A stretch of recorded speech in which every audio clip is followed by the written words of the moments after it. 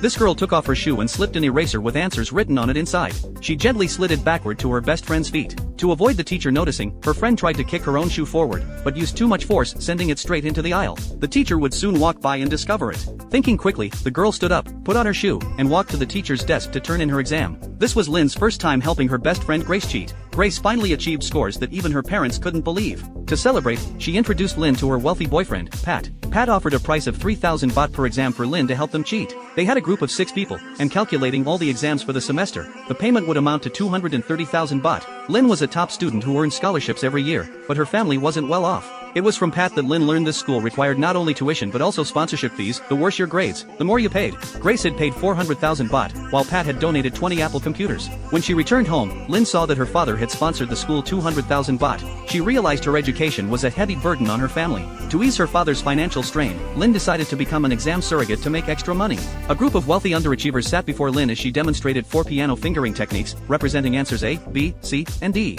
This method transmitted answers while leaving no evidence of cheating. During the exam, Lynn quickly completed her own test, then gently tapped her fingers on the desk, continuously passing answers to the other students. Soon Lynn had saved some money, which she gave to her father, claiming it came from piano tutoring. Her business grew larger, with many students seeking her services. Then during a school-wide exam, teachers distributed 2 different test versions to prevent cheating. This sent the struggling students into a panic. How would Lynn handle this situation? Let's find out in the movie Bad Genius.